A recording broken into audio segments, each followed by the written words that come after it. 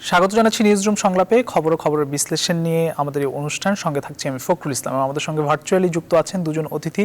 শুরুতেই তাদেরকে পরিচয় করাতে চাই। আমাদের সঙ্গে যুক্ত হয়েছেন জাফর ওয়াজেদ, মহাপরিচালক, প্রেস ইনস্টিটিউট বাংলাদেশ। আমাদের সঙ্গে যুক্ত আছেন সৌরভ হাসান, প্রথম আলোর যুগ্ম সম্পাদক ও কবি। আপনাদের দুজনকেই স্বাগত জানাচ্ছি। প্রিয় দর্শক, আপনারা থাকবেন আমাদের সঙ্গে পুরো আলোচনায়। আমরা আলোচনা শুরু করার আগে আজ প্রকাশিত কয়েকটি পত্রিকা আমার হাতে রয়েছে। সেই পত্রিকাগুলোর প্রধান শিরোনাম আপনাদের শুরুতেই জানাতে চাই। আমার হাতে আছে বাংলাদেশ প্রতিদিন। বাংলাদেশ প্রতিদিন প্রধান শিরোনাম করেছে মানসিক বিকৃতি চরমে, সামাজিক যোগাযোগ মাধ্যমে কুরুচিপূর্ণ মন্তব্যের ছড়াছড়ি, নিয়ন্ত্রণের তাগিদ বিশেষজ্ঞদের। এটি নিয়ে বেশ কয়েকটি মন্তব্য রয়েছে বিশেষজ্ঞদের। অনেক ঝড় মাথায় নিয়ে দেশে আসতে হয়েছিল প্রধানমন্ত্রী। স্বর্ণযুগে প্রবেশ বাংলাদেশের, দেশেই পরিশোধন হবে সোনা, হীরা, মূল্যবান ধাতু, বিদেশে রপ্তানি হবে কয়েন, বার, অলংকার, কমবে চোরাচালান। এটা আরও একটি শিরোনাম। আলোচনা এখন টিকা উৎপাদনে, 25 মে চীনা টিকা প্রদান শুরু, শর্ত নিয়ে আলোচনা চীন রাশিয়ার সঙ্গে। এই ছিল বাংলাদেশ প্রতিদিনের প্রধান শিরোনাম। কালের কণ্ঠ দেখে আসতে চাই। কালের কণ্ঠ প্রধান শিরোনাম করেছে কলেজ বিশ্ববিদ্যালয় খুলে দেওয়ার চিন্তা, এসএসএফ আইনে নিরাপত্তা পাবে জাতির পিতার পরিবার, মাথাপিছু আয় বেড়েছে $2227। এটি নিয়ে প্রধান শিরোনাম করেছে অবাধে ঢুকছে ভেজাল বিটুমিন, ইতিহাস বিকৃতি আর সম্ভব হবে না বললেন প্রধানমন্ত্রী। ছিল কালের কণ্ঠের শিরোনাম। ডেইলি সান শিরোনাম করেছে no quality test for imported vitamin. এটি একটি শিরোনাম এবং আরও বেশ কয়েকটি শিরোনাম রয়েছে। Ferry terminal sees huge crowd returning to capital after Eid. আমরা দেখলাম পত্রিকাগুলোর শিরোনাম। আমরা আলোচনায় ফিরতে চাই। আজকে বিভিন্ন গণমাধ্যমের আজকে খবর আমরা দেখলাম বিকেল থেকে আসলে বেশ আলোচিত। প্রথম আলোর সিনিয়র রিপোর্টার রোজিনা ইসলামকে প্রায় কয়েক ঘন্টা সচিবালয়ে আটক রাখা হয়েছিল স্বাস্থ্য মন্ত্রণালয়ের যে স্বাস্থ্য সেবা বিভাগ রয়েছে সেখানে, এবং এরপর তাকে শাহবাগ যে থানা রয়েছে সেখানে পুলিশি হেফাজতে দেওয়া হয়।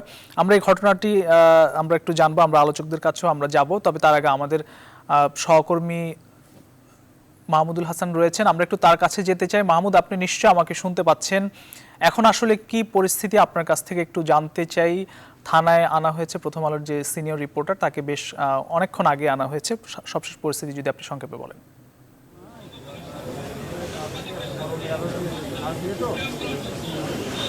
ফখরুল, এর মধ্যে কিন্তু থানার দায়িত্বপ্রাপ্ত কর্মকর্তা আমাদের সঙ্গে কথা বলেছেন। তো তিনি কিন্তু বলছেন যে ইতিমধ্যে রোজিনা ইসলামের বিরুদ্ধে অফিসিয়াল সিক্রেসি অ্যাক্টের যে ধারা রয়েছে সেই ধারায় হচ্ছে যে তার বিরুদ্ধে মামলা করা হয়েছে। এবং এখানে খুব গুরুত্বপূর্ণ একটি পয়েন্ট কিন্তু হচ্ছে ফখরুল, যে বিষয়টি সেটি হচ্ছে যে 6 ঘন্টা তাকে আটকে রাখা হলো সচিবালয়ে, কিন্তু তিনি যদি কোনো বড় অপরাধ করেই থাকেন সেক্ষেত্রে কিন্তু শুরুতেই কিন্তু তাকে পুলিশের সোপর্দ করার যে বিষয়টি ছিল সেটি কিন্তু এই ক্ষেত্রে কিন্তু ব্যত্যয় ঘটেছে এবং তার যে মানবাধিকার সেটি কিন্তু এখানে লঙ্ঘিত হয়েছে, এই কথা কিন্তু বলাই যায়। এবং এই মুহূর্তে কিন্তু আমরা দেখতে পাচ্ছি রোজিনা ইসলামের সহকর্মীরা শুধুই নয় এবং অন্যান্য গণমাধ্যম কর্মীরাও কিন্তু আসলে এখানে উপস্থিত হয়েছেন, যে দেশের বিশিষ্ট এই সাংবাদিক, দেশের স্বাস্থ্য খাত নিয়ে অনেক ভালো ভালো রিপোর্ট রয়েছে রোজিনা ইসলামের। বিশেষ করে এই করোনার সময়ে কিন্তু দেশের যে চিকিৎসা বিভিন্ন দিকে সেটি ভ্যাকসিনের বিষয় বলেই বা হচ্ছে যে করোনা হাসপাতালগুলোর অনেক ক্ষেত্রে অনিয়ম দুর্নীতির অনেক বিষয় কিন্তু তার রিপোর্টে উঠে এসেছে।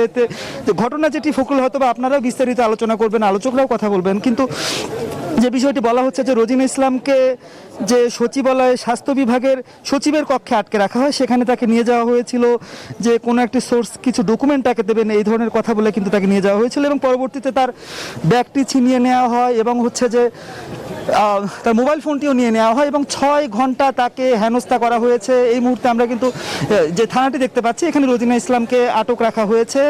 তো এই 6 ঘন্টা তাকে যে হেনস্থা করা হয়েছে এবং আমরা কিন্তু দেখেছি যে সামাজিক যোগাযোগ মাধ্যমে কিন্তু অনেক ভিডিও বের হয়েছে, সেখানে কিন্তু আমরা দেখতে পেরেছি যে নির্যাতনকারী কারা নির্যাতন করেছে তার উপরে। এবং সবচাইতে বড় কথা কিন্তু পুলিশ একটু আগে যে কথা বললো সেই ক্ষেত্রে কিন্তু আসলে তার বিরুদ্ধে সুনির্দিষ্ট যে অভিযোগটি আসলে কি সেটি কিন্তু আসলে বলতে পারেননি। বলছেন যে রাষ্ট্রীয় গোপন নথি তিনি হচ্ছে যে চুরির চেষ্টা করেছেন, এই অভিযোগে তার বিরুদ্ধে মামলাটি করা হয়েছে। তো এখন পরবর্তী পদক্ষেপ কি হবে, তিনিও কিন্তু শারীরিকভাবে অসুস্থ, 6 ঘন্টা নির্যাতন করার কারণে কিন্তু তিনি অসুস্থ হয়ে গেছেন অনেকটা। তো এই বিষয়গুলো পুলিশ এখন পর্যন্ত জানানো হয়নি এবং অসংখ্য সাংবাদিক এখনো এই শাহবাগ থানায় তো হয়েছে অবস্থান নাকি? করছেন। তো তারা কিন্তু বলছেন যে ন্যায়ের পক্ষে, সত্যের পক্ষে এবং হচ্ছে যে এই স্বাস্থ্য খাত নিয়ে দুর্নীতির বিরুদ্ধে তার যে রিপোর্ট, জি। এই কারণেই কিন্তু আমরা শুনছিলাম। মাহমুদ, আপনি থাকুন, ধন্যবাদ আপনাকে। আমরা একটু আলোচনায় ফিরতে চাই। আমাদের সঙ্গে রয়েছেন জাফর ওয়াজেদ। আপনার কাছে একটু আসবো। প্রথম আলোর যুগ্ম সম্পাদক রয়েছেন, প্রথম আলোরই সিনিয়র রিপোর্টার। আমরা একটু তার কাছ থেকে শুনে আসতে চাই বিষয়টি নিয়ে, যে আসলে 5 ঘন্টা আমরা শুনেছি সচিবালয়ে তাকে সেখানে হেনস্থা করার কথা শুনেছি এবং আটকের কথা শুনেছি। এরপরে শাহবাগ থানায় নিয়ে আসা হয়, এখন একটি মামলার কথাও শুনছি। আসলে বিষয়টি নিয়ে যদি আপনি একটু বলেন, জনাব সোহরাব হাসান। ধন্যবাদ। আমরা কিছুক্ষণ আগে শাহবাগ থানা থেকে আসলাম। সেখানে কয়েকশো সাংবাদিক এই ঘটনার আমাদের সহকর্মী রবিনা ইসলামের উপর নির্যাতন প্রতিবাদ করেছে, স্লোগান দিয়েছে। সেখানে অনেক সাংবাদিক এসেছেন এবং ইউনিয়নের নেতারা এসেছেন, প্রথম আলো থেকে অনেক সাংবাদিক দিয়েছেন এবং তাদের একটি কথা, আপনি যেটা আপনার নিউজ টোয়েন্টি ফোরের খবরে যেটা দেখানো হয়েছিল, যে ছবি দেখানো হয়েছে, যে 5.5 ঘন্টা তাকে আটক রাখা হয়েছে। তার বিরুদ্ধে যে অভিযোগ হচ্ছে, তিনি সরকারি তথ্য তার মোবাইলে সেটি তুলেছে, তার সেলফোনে সেটি তুলেছে। এটি যদি প্রথমত আমরা মনে করি যে একজন সাংবাদিক তথ্য যে কোনো উপায়ে তিনি তথ্য নেওয়ার চেষ্টা করবেন, নেবেন, এবং সেটি যদি আইনের দৃষ্টিতে অন্যায় হয়, তাকে 5 ঘন্টা আটক রাখার কোনো অধিকার নেই। এবং তাকে আটক রাখেনি, শুধু হেনস্থা করেননি, তাকে তার উপর নির্যাতন চালানো হচ্ছে। তিনি সেখানে অসুস্থ হয়ে পড়েছেন। আমি শুনেছি যে আজকে তিনি টিকা নিয়েছিলেন, টিকা নেওয়ার পর স্বাভাবিকভাবে শরীরে এক ধরনের পার্শ্ব প্রতিক্রিয়া দেখা দেয় বা জ্বর আসতে পারে। তিনি তার সত্ত্বেও পেশাগত দায়িত্ব পালনেই সেখানে গিয়েছেন। আর সেখানে তিনি তথ্য সংগ্রহের, সাংবাদিকের দায়িত্ব তথ্য সংগ্রহ করা। প্রথম হচ্ছে যদি তার বিরুদ্ধে মামলাই দেওয়া হয়, সেই মামলাটি তাকে তখনই কেন দেওয়া হলো, তাকে 5.5 ঘন্টা কেন আটক রাখা হলো? পরবর্তীকালে তাকে থানায় যেভাবে পাঠানো হয়েছে, আমরা দেখেছি নারী পুলিশ যেভাবে তাকে নারী পুলিশের কাঁধে হাত দিয়ে তিনি নিজে হাঁটতে পারছিলেন, তাকে গাড়িতে টেনে তোলা হয়েছে। এই যে একজন সাংবাদিকের উপর যে নির্যাতন, এবং সেটি সরকারি কর্মকর্তারা, সেখানে সরকারের দায়িত্বপ্রাপ্ত কর্মকর্তারা ছিলেন, তারা করেছেন। তার পাশের রুমে স্বাস্থ্য সচিব ছিলেন, তিনি সাংবাদিকরা সেখানে গিয়েছেন, তার কাছে প্রতিবাদ জানাতে গিয়েছেন, তাকে ছেড়ে দেওয়ার কথা বলেছেন, তারা শুনেননি। পরবর্তীকালে থানায় নিয়ে এসেছেন, থানায় কিন্তু কোনো সাংবাদিককে রজনী ইসলামের সঙ্গে দেখা করতে দেওয়া। আমাদের প্রথম আলো থেকে অনেক সাংবাদিক গিয়েছিলেন, অন্যান্য পত্রিকা এবং টেলিভিশন থেকে গিয়েছিলেন, কিন্তু একজন, এবং সামাজিক যোগাযোগ মাধ্যমে যেসব ছবি প্রচার হয়েছে, যেসব ছবি আমরা দেখেছি, সেটা ভয়ঙ্কর, ভীতিকর। একজন সাংবাদিকের উপর এভাবে নির্যাতন করতে পারে, এটি ভাবতেও কষ্ট হয়। এটি আমরা বিস্মিত এবং আমরা অবিলম্বে তার মুক্তি দাবি করছি। তার বিরুদ্ধে যারা হয়রানি করেছে, যারা নির্যাতন করেছে, তাদের বিরুদ্ধে আইনি ব্যবস্থা নেওয়া উচিত। জি, আপনার কাছে আসবো।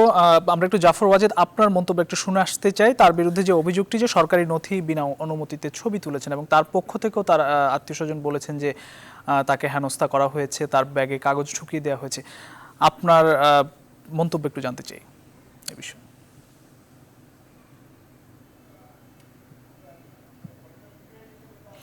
জনাব জাফর ওয়াজেদ, আমরা আপনাকে শুনতে পাচ্ছি না। জি, আপনার অডিওটা যদি একটু আনমিউট করে দেন তাহলে শুনতে পারবেন। স্বাস্থ্য বিভাগ এই ব্যাপারে যে এফআইআর করেছে থানায়, তাতে কিন্তু তারা উল্লেখ করেছে দুটো বিষয়। একটা হচ্ছে তিনি মোবাইল ফোনে সরকারি গোপন নথি ছবি তুলেছেন, দ্বিতীয়ত হচ্ছে তিনি সরকারি কাগজপত্র শরীরের মধ্যে করে নিয়ে পাচার করছিলেন। এ দুটো অভিযোগ আনা হয়েছে তার বিরুদ্ধে। এখন যদি তিনি ছবি তুলে থাকেন, যদি তিনি কাগজ নিয়ে থাকেন, তাহলে উচিত এটা হতে পারতো যে প্রশাসন থেকে ওই পত্রিকার সম্পাদক বা বার্তা সম্পাদকের সাথে যোগাযোগ করা এক। দ্বিতীয়ত হতে পারতো যে রেজিনা ইসলামের ব্যাপারে সাংবাদিক ইউনিয়নের সাথে কথা বলা যেত। এই সাংবাদিক নির্যাতন এই ঘটনাটি কিন্তু সচিবালয়ে আমরা আজকে নতুন দেখিনি, তবে কর্মচারীদের হাতে পরিণত হওয়ার ঘটনাটা কিন্তু এই প্রথম। কিন্তু আমরা অতীত দেখেছি, এই 92 সালেও বিএনপির মন্ত্রী ছিলেন, 2006-05 সালেও জনগণটি সাংবাদিক তপন বিশ্বাসকে আলমগীর কবির নামে একজন প্রতিমন্ত্রী মারধর করেছিলেন। এরকম ঘটনা ঘটেছে। আমরা সাংবাদিক নির্যাতনের ঘটনাটি অত্যন্ত অনেক অনেক পুরনো ঘটনা। আমি নিজেও নির্যাতিত হয়েছি। আমার এখনো মনে পড়ে 92 সালের 23শে জুন বা 26শে জুন 21শে জুন সচিবালয় প্রেস ক্লাবে বিএনপির আব্দুল মতিন চৌধুরী স্বরাষ্ট্রমন্ত্রী থাকাকালে পুলিশ ব্যাপক হামলা চালিয়েছিল, নির্যাতন করেছিল, বেদরম প্রহার করেছিল। ওইসব ঘটনাগুলির কোনোদিন কোনো বিচার হয়নি। সাংবাদিক নির্যাতনের ঘটনাগুলির বিচার খুব কমই হচ্ছে। আমরা যদি দেখি যে সাংবাদিক হত্যার বিচারগুলিও কিন্তু সেভাবে হয়নি। রোজিনা ইসলামের যে ঘটনাটি, এটা স্পষ্ট হওয়া উচিত। একজন সাংবাদিক, রোজিনা ইসলাম যে কাজটি করে এসছেন, অনুসন্ধানী সাংবাদিকতার ক্ষেত্রে রোজিনা ইসলাম কিন্তু একটি প্রতিষ্ঠা নাম, এবং তার রিপোর্টে অনেক সরকার অনেক অনেক বিষয় সিদ্ধান্ত নিয়েছেন। একজন সংবাদপত্র সাংবাদিক কিন্তু যে কাজটি করে সেটা হচ্ছে তার সামাজিক দায়িত্ব পালন, রাষ্ট্রের প্রতি দায়িত্ব পালন, দেশের প্রতি, জাতির প্রতি দায়িত্ব পালন করে থাকেন। এখন সংবাদ সংগ্রহ করতে গিয়ে নানা উপায় তো আমি নিজেও অবলম্বন করেছি, নানাভাবে করেছি। তখন হয়তো মোবাইল ফোন ছিল না, ছবি তোলার সুযোগ ছিল না, আমাদের হয়তো টাইপিস্ট বা ওই পিওন ওই লেভেল থেকে কাগজ সংগ্রহ করতে হতো। টাইপিস্ট টাইপ করার সময় একটা এক্সট্রা কাগজ টাইপ করে রাখতো আমাদের জন্য, কপি করে রাখতো, আমরা সেভাবে সংগ্রহ করতাম। তখনও সরকারি সিক্রেটস অ্যাক্ট ছিল, কিন্তু সেভাবে তো আমরা এত গোপন তথ্য জোগাড় করতে পারতাম না, এবং ওই সময় অনুসন্ধানী সাংবাদিকের ক্ষেত্রটি এত বিস্তৃত ছিল না। রোজিনা ইসলামরা এসে অনুসন্ধানী সাংবাদিকতার ক্ষেত্রটি কিন্তু ধরে রেখেছে। এমনি আমাদের সংবাদপত্র অনুসন্ধানী সাংবাদিকতা তেমন প্রয়োগ দেখি না, প্রভাবও দেখি না, কিন্তু আমরা আমাদের প্রেস ইনস্টিটিউট থেকে আমরা কিন্তু অনুসন্ধানী সাংবাদিকতার বিষয়ে প্রশিক্ষণ দিয়ে থাকি, কিভাবে সংবাদ সংগ্রহ করবে সেটাও বলে থাকি। এবং তথ্য অধিকার আইন যেখানে তৈরি করেছেন মাননীয় প্রধানমন্ত্রী শেখ হাসিনা সাংবাদিকতার বিকাশের জন্য, সাংবাদিকদের কাজের সুবিধার জন্য এবং সংবাদ সংগ্রহের জন্য, তথ্য জানার অধিকারকে যেখানে সহজ করেছেন, তিনি তথ্য কমিশন গঠন করে দিয়েছেন। যদি সরকারি প্রশাসন তথ্য না দেয় তার বিরুদ্ধে ব্যবস্থা নেয়, এবং জরিমানার বিধানও করা হয়েছে, সেজন্য তথ্য কমিশন আছে। ইতিমধ্যে অনেককে জরিমানাও করা হয়েছে। অনেক সরকারি কর্মকর্তা তথ্য দিতে রাজি না হয়, তাদের বিরুদ্ধে অভিযোগ আনা হলে সেগুলি তদন্ত করে ব্যবস্থা নেওয়া হয়েছে। এটা ঠিক, আমি নিজেও দেখেছি বিভিন্ন জায়গায় যে অনেক সরকারি কর্মকর্তা এই তথ্য অধিকার আইনের ব্যাপারটি অবহিত নন, ভালোভাবে জানেন না, যেটা আমরা সাংবাদিকদের প্রশিক্ষণের তথ্য অধিকার আইন সম্পর্কে সম্যক ধারণা দেই, এবং অনুসন্ধানী সাংবাদিকতার ক্ষেত্রে তথ্য অধিকার আইনটির প্রয়োগ খুব বেশি। রোজিনা ইসলামের ঘটনাটি আরেকটু স্পষ্ট হলে আমরা তো বলতে পারবো যে কেন কি হয়েছিল, কেন এই হেনস্থা করতে হলো, তাকে কি কারণে করলো, এমন কি ঘটনা ঘটেছিল যে হেনস্থাই করতে হবে, এই বিষয়গুলি জানা দরকার আমাদের।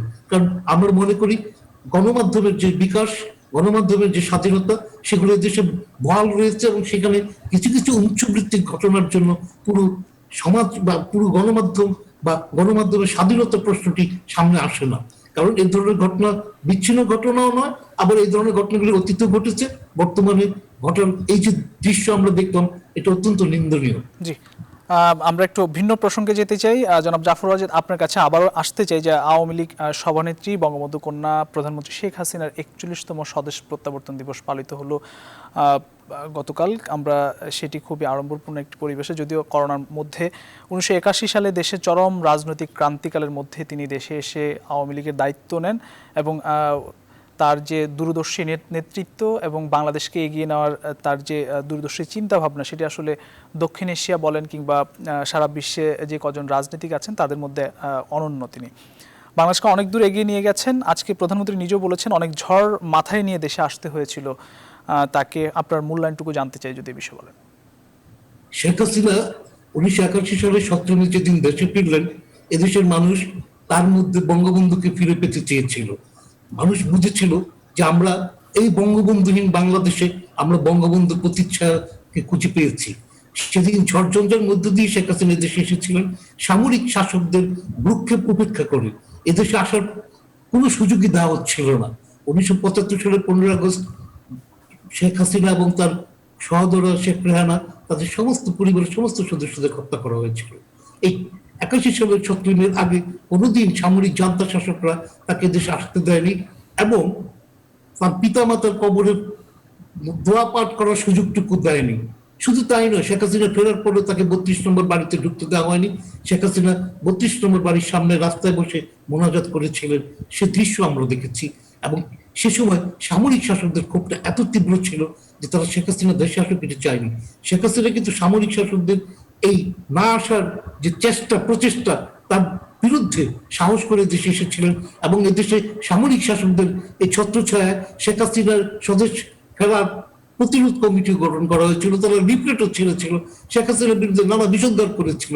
এবং শেখ হাসিনার এই আগমনকে কেন্দ্র করে আমরা যারা সে সময় অ্যাক্টিভিস্ট ছিলাম, 75-এর পরে রাজনীতির সাথে সম্পর্কিত ছিলাম, ছাত্র রাজনীতি করেছি, ছাত্র সংসদেও নির্বাচন করেছি, ঠিক সে সময় আওয়ামী লীগের মধ্যে অবস্থাটা খুব করুণ অবস্থা ছিল। একই তো 75-এর পরে আওয়ামী লীগের মধ্যে নানা রকম মতভেদ দেখা দিয়েছিল, নেতা মত পার্থক্য, কেউ কাউকে বিশ্বাস করতেন না। এবং এই দল থেকে বেরিয়ে অনেকে অনেক দল গঠন করেছেন, ওসমানী জনতা পার্টি, আব্দুল রশিদ তর্কবাগিশ করেছেন, গণ আজাদী লীগ, এবং সবচেয়ে বড় ক্ষতিটি করেছিলেন মিজানুর রহমান চৌধুরী। তিনি সামরিক শাসকদের আশ্রয়স্থল নিয়ে আওয়ামী লীগকে ভেঙে আরেকটি নিজাম আওয়ামী লীগ করেছিলেন। আওয়ামী লীগ তখন ব্র্যাকেট বন্দী হয়ে গিয়েছিল এবং সারা দেশের যে আওয়ামী লীগের কর্মী, অর্থাৎ 75-এর 15 আগস্টে খুনিরা যখন ক্ষমতা দখল করলো, তারা প্রথমে আওয়ামী লীগের নেতাদেরকে গ্রেপ্তার করা শুরু করলো, অর্থাৎ যে নেতারা বর্ষতা স্বীকার করেনি। এবং পরে দেখলো যে না, সারা দেশে আওয়ামী লীগ কর্মী নির্ভর সংগঠন এবং এই কর্মীরাই সারা দেশে প্রতিরোধ গড়ে তুলছে। ঠিক তখনই সারা দেশে এই আওয়ামী লীগের তৃণমূল পর্যায়ের কর্মীদের গ্রেপ্তার করা হলো অস্ত্র উদ্ধারের নামে সামরিক বাহিনীকে নামিয়ে দিয়ে, এবং প্রচুর আওয়ামী লীগ কর্মীকে গ্রেপ্তার করা হয়েছিল। এবং তাদের রোস্টি ছিল ছাত্রলীগ কর্মীদের উপর, প্রচুর ছাত্রলীগ কর্মীকে গ্রেপ্তার করা হয়েছিল। এবং সামরিক শাসকরা চেয়েছিল একটি পোষ্য আওয়ামী লীগ বানাতে, এবং 79-এর যে নির্বাচন হয়েছিল সেই নির্বাচনে তারা আওয়ামী লীগকে মাত্র 39টা আসন দিয়েছিল, অথচ আওয়ামী লীগ প্রায় শতাধিক আসন পাওয়ার যোগ্য ছিল। সে সময় তারা এই গলাকাটা রাজনীতির মোহাম্মদ তোহাকে সংসদে এনেছিল প্রফেসর মুজাফর আহমেদ, শাহজাহান সিরাজ জাসদের, এরকম অনেককে নিয়ে এসেছিল। এবং সেই সংসদটি ছিল একটি রাবার স্ট্যাম্প সংসদ, সেই সংসদের কোনো ক্ষমতা ছিল না। এবং সে সংসদে যাই পাশ করা হতো সেগুলি প্রেসিডেন্ট সই না করলে সেগুলি কিছু হতো না। এবং যখন আওয়ামী লীগের নেতৃত্বে দ্বন্দ্ব এত তীব্র হয়ে গেল যে 81 সালের ফেব্রুয়ারি 14, 15, 16 ফেব্রুয়ারি যে সম্মেলন হলো, সেই সম্মেলনে আওয়ামী লীগ বিভক্ত হয়ে যাওয়ার উপক্রম হয়েছিল এবং দলের কর্মীরা হতাশ হয়ে যাচ্ছিল, কি করবে, কোথায় যাবে। এর আগে এই দল ভাঙছে, দলের নেতারা নানাভাবে বিক্রি হচ্ছেন, সুবিধাবাদী রাষ্ট্র নিচ্ছেন, সামরিক জান্তা শাসকের সাথে যাচ্ছেন, খুনিদের সাথে যাচ্ছেন। ঠিক সে সময় এই শেখ হাসিনাকে যখন আওয়ামী লীগের সভাপতি করা হলো, সারা দেশে আওয়ামী লীগ নেতা কর্মীর মধ্যে একটা স্বস্তি ফিরে এসেছিল। এবং যারা বঙ্গবন্ধুকে ভালোবাসতেন, বঙ্গবন্ধু প্রেমী ছিলেন, বঙ্গবন্ধুটাকে যুদ্ধ করেছেন, তারাও মনে প্রাণে একটি স্বস্তি খুঁজে পেলেন যে হ্যাঁ, শেখ হাসিনার মধ্যে দিয়ে তারা বঙ্গবন্ধু ছায়াটিকে খুঁজে পেলেন। এবং শেখ হাসিনা দেশে ফিরে এই তার এই 41 বছরের সময়, এই 40 বছর পার হওয়ার সময় পর্যন্ত তিনি যে ক্যারিশমা দেখিয়েছেন এটা, এবং নিজেকে বিশ্ব রাষ্ট্রনায়কে পরিণত করেছেন, সেটা মিরাকল। আমরা ভাবতেই পারি না। আমরা যারা স্বাধীনতার পরে এই দুঃখ দুর্দশা করুণ অবস্থা, এই লুটপাট, পুলিশ ফাঁড়ি হামলা, গণবাহিনী সরবরাহ, পার্টি গলাকাটা রাজনীতি, আতঙ্ক ত্রাসে এক বিধ্বস্ত অবস্থা ছিল দেশ। একটা যুদ্ধ বিধ্বস্ত দেশের মধ্যে আরো যা বিধ্বস্ত অবস্থা ছিল, সেই অবস্থা থেকে বঙ্গবন্ধু যখন উত্তরণ ঘটান তখনই হত্যাকাণ্ডটি ঘটানো হয়েছিল। এবং মানি ইজ নো প্রবলেম এবং রাজনীতিকে ডিফিকাল্ট করে তোলার যে স্লোগান দিয়ে এখানে রাজনৈতিক দলগুলিকে কেনা শুরু হলো। এবং কি করা হলো, প্রায় সবগুলি দলকে ভেঙে বহুদলীয় গণতন্ত্র দেখানো হলো, অর্থাৎ অজস্র দল গঠন করা হলো, শতাধিক দল এদেশে তৈরি হয়ে গেল। বিবৃতি, অনেক দল ছিল যাদের কাজ ছিল শুধু বিবৃতি দেওয়া, এবং এদেরকে নিয়ে প্রেসিডেন্ট করা হয়েছে। আপনি যদি দেখেন প্রেসিডেন্ট নির্বাচন 78-81-এর নির্বাচন দেখবেন, যারা নির্বাচনে দাঁড়িয়েছিলেন সেটি একজন ক্লাউন, এখন হাস্যকর লোক ছিল। সামরিক জান্তা শাসকরা তাদের ক্ষমতা বৈধ করার জন্য এইসব লোকদেরকে নির্বাচনে নিয়ে এসেছিলেন এবং মুক্তিযুদ্ধের পক্ষে শক্তিকে দাবিয়ে রাখার জন্য তারা নানা পন্থা ব্যবহার করেছিলেন। এবং আমরা দেখেছি এই নির্বাচনগুলিতে শেখ হাসিনাকে হারিয়ে দেওয়ার জন্য নানা প্রচেষ্টা হয়েছে। 86 নির্বাচনে শেখ হাসিনা যখন বললেন আন্দোলনের অংশ হিসেবে আমি নির্বাচনে অংশ নিচ্ছি, এবং সেই সময় সেই নির্বাচনে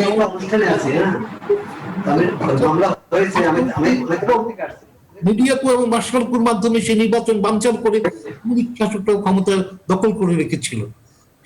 আজকে আমরা যারা সেই সময় ছাত্র রাজনীতি করেছি, ৭৫-এর পরে ক্যাম্পাসে বঙ্গবন্ধুর কথা বলতে পারতাম না, তারা কিন্তু সাহস করেছে। এবং আপনাকে জানিয়েও রাখি, ১৯৭৯ সালে যখন ডাকসু নির্বাচনে আমরা ওবায়দুল কাদেরের প্যানেল থেকে ১৩ জন নির্বাচিত হলাম ডাকসুর ১৯টি আসনের মধ্যে, সে সময় আমরা আমাদের থেকে যে সিনেটের প্রতিনিধি ছিলাম আমরা সেই সিনেটে বঙ্গবন্ধু হত্যার নিন্দা করেছিলাম, নিন্দা প্রস্তাব এনেছিলাম, এবং সেটি ফজলুল আলম চৌধুরীর সভাপতিত্বে এটি গৃহীত হয়েছিল। এমনকি আমরা সে সময় ক্ষমতা দখলকারী জিয়াউর রহমান সর্বোচ্চ ঢাকা বিশ্ববিদ্যালয়ের চ্যান্সেলর হিসেবে 79 ডাকসু যারা নির্বাচিত হয়েছিলেন তাদেরকে বঙ্গভবন ইফতার পার্টিতে ডেকেছিলেন। সেখানে আমরা তখন 4 জন নির্বাচিত হয়েছিলাম, এবং এই 4 জন জিয়াউর রহমানের কাছে ঢাকা বিশ্ববিদ্যালয়ের চ্যান্সেলর হত্যা বিচার চেয়েছে, বলেছিলাম চ্যান্সেলর হত্যা বিচার না হলে ঢাকা বিশ্ববিদ্যালয়ের পরিস্থিতি শান্ত হতে পারে না। কিন্তু আমাদের সাথে যে বাকি 15 জন ছিলেন তারা বঙ্গবন্ধু হত্যার বিচার তো চায়নি, এবং তারা যা চেয়েছিল সেটা হলো বিশ্ববিদ্যালয়ের কেউ নয়, বিশ্ববিদ্যালয়ের ছাত্র নয়, কিছুই নয়, কর্নেল তাহের হত্যার বিচার চেয়েছিল।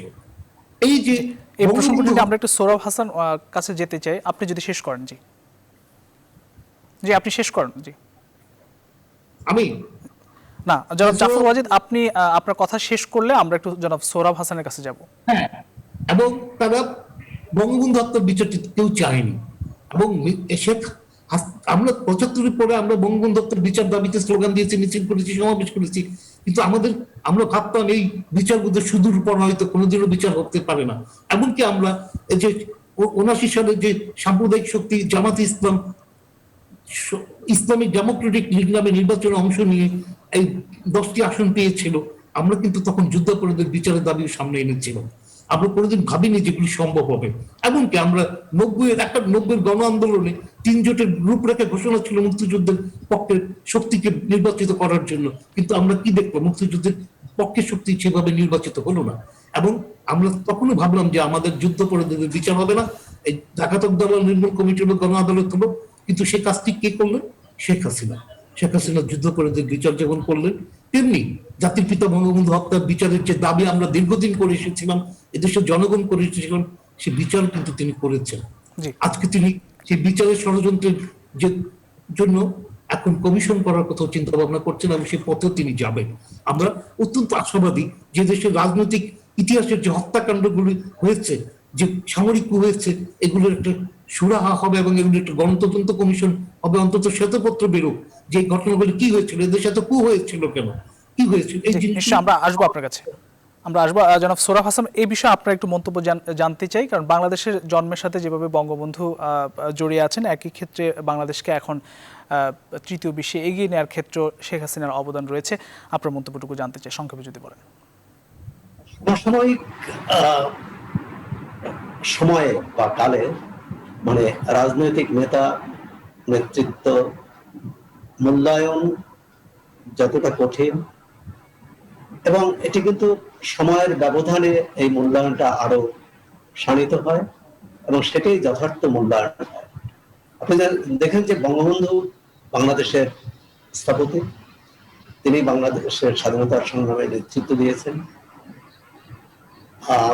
এটি ৭৫-এর পর তার রাজনৈতিক প্রতিপক্ষ যারা স্বাধীনতার ব্যাপারে বিরোধী ছিলেন, তারা এটি অস্বীকার করেছেন, কিন্তু সেই অস্বীকার কিন্তু তারা ধূপে টেকেনি।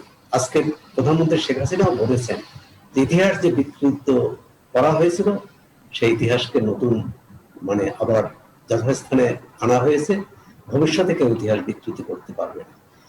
বন্ধু জাফর যথার্থই বলেছেন যে শেখ হাসিনার আওয়ামী লীগের নেতৃত্ব গ্রহণ এবং সভাপতি হয়ে স্বদেশ প্রত্যাবর্তন, সেটি কিন্তু একটি ক্রান্তিকারী, সেটি দলের জন্য, দেশের জন্য।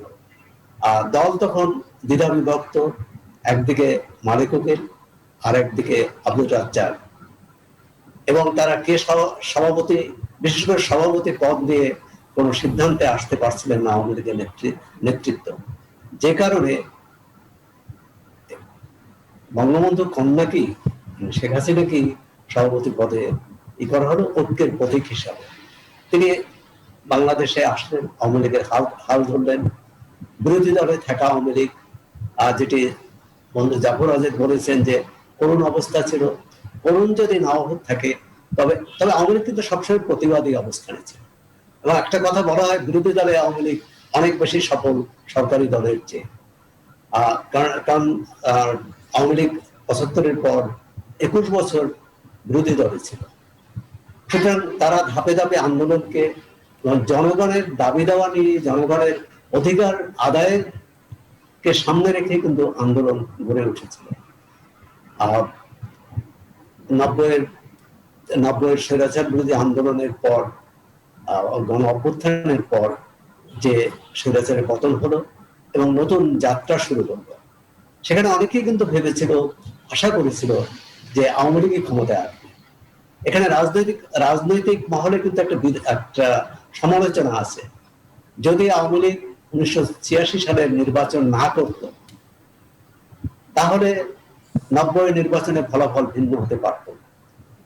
কেননা তখন এই নির্বাচনে অংশ না নিয়ে বিএনপি নেত্রী খালেদা জিয়া কিন্তু আপোষহীন শিরোপা পায়, আপোষহীন হিসাবেই তাকে বলা হয়। পরবর্তীকালে বিএনপি ক্ষমতায় এসে তারা যে প্রতিশ্রুতি দিয়েছে রক্ষা করেনি, যে কারণে আওয়ামী লীগের পক্ষে নির্দলীয় তত্ত্বাবধায়ক সরকারের দাবি সামনে রেখে এবং বিএনপি বিরোধী সব দলকেই এক করে, জাতীয় পার্টি, জামাত ইসলাম সবাইকে এক করে কিন্তু ওই আন্দোলন করেছিল এবং আন্দোলন সফল হয়েছিল। আওয়ামী লীগ কিন্তু একটি সুষ্ঠু অবাধ নির্বাচনের মাধ্যমে ক্ষমতায় আসে এবং যে আওয়ামী লীগ নিজেই দাবি করেছিল যে তত্ত্বাবধায়ক সরকার, নির্দলীয় তত্ত্বাবধায়ক সরকার তাদের আন্দোলনের ফসল। তা আমরাও কিন্তু এখন ভবিষ্যতে দেশবাসীও কিন্তু চায় যে আওয়ামী লীগের আমলে অবাধ সুষ্ঠু নির্বাচন হবে, মানুষ ভোট দিতে পারবে। আর আওয়ামী লীগ যে কথাটি বলছে, উন্নয়নে আওয়ামী লীগ এক নাগারে যেহেতু ১২-১৩ বছর ক্ষমতায় আছে, সুতরাং দেশের উন্নয়নের একটি ধারাবাহিকতা আছে। বড় বড় উন্নয়ন প্রকল্প হয়েছে, পদ্মা সেতু নিজস্ব অর্থায়নে হয়েছে, এগুলো অবশ্যই সাফল্যের বিষয়। কিন্তু একটা সমালোচনা আছে যে দলকে সংগঠিত রাখা, দলের ভিতরে মানে দলের যে আদর্শ নীতি সেটি সমুন্নত রাখার ক্ষেত্রে দলীয় কর্মীদের, বিশেষ করে তৃণমূল পর্যায়ে যে দুর্বলতা, যে বিভ্রান্তি, যে বলা যায় যে ভুল পথে চলার যে মানসিকতা, এবং আওয়ামী লীগের প্রায় জেলা উপজেলা পর্যায়ে আমরা যে দ্বন্দ্ব দেখি, কোন্দল দেখি এবং সংঘাত দেখি। আজকেও পত্রিকায় আছে যে মাদারীপুরে না কোথায় যে আওয়ামী লীগের দুই গ্রুপের সংঘর্ষ, প্রায় প্রতিখানে এখানেই আওয়ামী লীগ সভানেত্রী দলকে যতটা দেশের উন্নয়ন কর্মকাণ্ড বা সরকার পরিচালনায় যতটা সফল, কিন্তু তার দল পরিচালনায়, অর্থাৎ দলকে তার আদর্শে চালিত করার ক্ষেত্রে প্রশ্ন আছে মানুষের। আমরা আশা করব যে আওয়ামী লীগ থেকে বিএনপি বা অন্য দল থেকে আওয়ামী লীগের পার্থক্যটা কোথায়? পার্থক্যটা নীতিতে, আদর্শে। সেখানে যদি আমরা দেখি যে নীতি কৌশলে, কর্মসূচিতে আওয়ামী লীগ বিএনপির মধ্যে বিএনপির সঙ্গে একাকার হয়ে যায়। আমরা দেখেছি একসময় হেফাজতকে বিএনপির সহযোগী, বিএনপির সহযোগী হিসেবে চিহ্নিত করা হতো।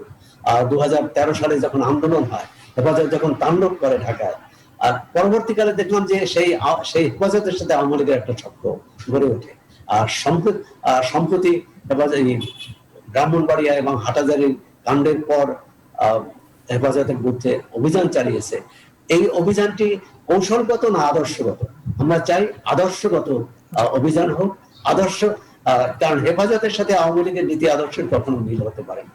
সুতরাং তাদের দাবি মেনে পাঠ্যপুস্তক পরিবর্তন এটি কোনোভাবেই কাম্য হতে পারে না। আমরা চাই আওয়ামী লীগের যে নীতি আদর্শ, আওয়ামী লীগের যে ধর্মনিরপেক্ষতা, আওয়ামী লীগের যে রাষ্ট্রীয় চার নীতি, সেটি বহাল থাকবে, সেটি বাস্তবায়ন হবে এবং সেখানেই কিন্তু আওয়ামী লীগের নেতৃত্ব এবং আওয়ামী লীগ সভানেত্রী বা প্রধানমন্ত্রীর সার্থকতা।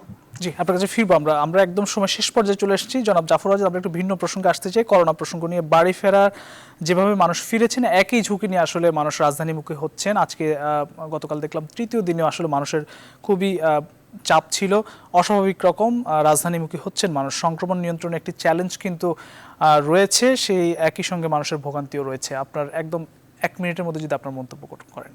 এখানে সবচেয়ে বড় কথা, ভোগান্তি যেমন রয়েছে, সংক্রমণের আশঙ্কাটা কিন্তু তার চেয়ে বেশি রয়েছে। আগে তো বাঁচতে হবে, তারপরে তো এইসব বেড়ানো উৎসব করা সে তো পরে। জীবনে যদি না থাকলো, বাঁচতে যদি নাই পারলো, তাহলে কি করে হবে? আমাদের যে যারা তারা আসলে ঠিক এই জায়গাতে করোনার যে ভয়াবহতা, ভয়ঙ্কর অবস্থা, এটা কিন্তু অনেক মানুষই উপলব্ধি করে না। আমি অনেক মানুষের সাথে কথা বলে দেখেছি, অনেকে মাস্ক ব্যবহার করেন, অনেকে এটাকে খুবই গুরুত্ব দিচ্ছে না। এবং অনেক ক্ষেত্রে এই যে মোল্লা মৌলবীদের ওয়াজ এবং করোনার বিরুদ্ধে তাদের যে অবস্থান, সেগুলো কিন্তু খুব নেতিবাচক প্রভাব ফেলেছে এই সাধারণ লোকের কাছে, যারা খুব শিক্ষিত নয়। এবং সাধারণ লোক কিন্তু খুব অবহেলা করছে। এবং সেটা শুধু ঢাকায় নয়, ঢাকার বাইরেও আমি দেখেছি বহু জায়গায় এই স্বাস্থ্য সচেতন বিষয়টি কেউ মাথায় নেয়নি। আগে তো হাত ধরে, একদম শেষ কথা শুনতে চাই আপনার। শেষ কথা হচ্ছে যে এই ভোগান্তি নিরসনের একটাই পথ হচ্ছে, স্বাস্থ্য বিভাগ যে কথা বলেছে, যারা গিয়েছেন তারা 14 দিন পরে ফিরে আসুন। আমার মনে হয় সেটাই উচিত, কারণ এই 14 দিনে জীবন ধ্বংস হয়ে যাবে না, কিন্তু বেঁচে থাকাটাই সবচেয়ে বড় কথা, বড় কাজ। সেটাই জন্য নেই। অসংখ্য ধন্যবাদ। আমরা একটু একদম 1 মিনিটের জন্য জনাব সোহরাব হাসান আপনার কাছে আসতে চাই। স্বাস্থ্যবিধি এখন আসলে অনেকটা উপেক্ষিত, আমরা দেখছি মানুষ রাজধানীমুখী হচ্ছে, সেখানেও একই অবস্থা লক্ষ্য করছি। তৃতীয় ঢেউর শঙ্কাও জানিয়েছেন কেউ কেউ জনস্বাস্থ্যবিদদের, এবং ভারতীয় ভেরিয়েন্টের চোখ রাঙানিও রয়েছে। আপনার শেষ মন্তব্য জানতে চাই একদম 1 মিনিটে। আপনাকে ধন্যবাদ। আপনি স্বাস্থ্যবিধির প্রসঙ্গ বলেছেন, যে স্বাস্থ্যবিধির ক্ষেত্রে কিন্তু স্বাস্থ্য মন্ত্রণালয়, স্বাস্থ্য বিভাগের প্রশ্নটি এসে যায়। আজকে যে স্বাস্থ্য মন্ত্রণালয়ের যে ঘটনাটি ঘটেছে, সেটি কিন্তু স্বাস্থ্য মন্ত্রণালয়ের বিভিন্ন অনিয়ম দুর্নীতি নিয়ে রোজিনা ইসলাম একাধিক রিপোর্ট করেছেন, অনুসন্ধানের রিপোর্ট করেছেন। এবং বন্ধু জাফর ওয়াজেদ যেটা বলেছেন, তিনি অনুসন্ধানের সাংবাদিকতার প্রতিদিশার সাংবাদিক। সুতরাং এই যে মানে তথ্য গোপন করে রাখা অথবা অনিয়ম দুর্নীতি খবর প্রকাশ হলে তার উপর আক্রমণ করা, আক্রোশ চারিতার্থ করা, এটিও কিন্তু আমাদের এই যে স্বাস্থ্য ব্যবস্থা এবং স্বাস্থ্যবিধি মানার ক্ষেত্রে একটা অন্তরায় বলে মনে করি। দ্বিতীয় যে কথাটি বলেছেন, যে আমি জাফর ওয়াজেদের সাথে একটু যোগ করতে চাই, যে স্বাস্থ্যবিধি মানুষ মানার ক্ষেত্রে মানুষের অসচেতনতা আছে, কিন্তু একইভাবে যারা শ্রমজীবী মানুষ, যারা কাজ হারানো, যারা দিন আনা দিন খাওয়া মানুষ, তাদের কিন্তু আর্থিক সহায়তা দিতে হবে, তাদের ঘরে খাবার পৌঁছে দিতে হবে। তারপর বলতে হবে যে তোমরা ঘর থেকে বের করো না, তোমরা ঢাকা শহর ছেড়ে যেও না, যারা গিয়েছো তারা পরে এসো। সুতরাং এই নিশ্চয়তাটুকু যদি আমরা না দিতে পারি, তাহলে কিন্তু তাদেরকে আমরা বলতে পারি না যে তোমরা ঘরে থাকো। জি, অসংখ্য ধন্যবাদ জনাব সোহরাব হাসান এবং জাফর ওয়াজেদ, আপনাদের দুজনকে আবারও ধন্যবাদ জানাচ্ছি। প্রিয় দর্শক, নিউজরুম সংলাপ আজ এখানে শেষ করছি। আবার দেখা হবে আগামীকাল একই সময়। শুভরাত্রি।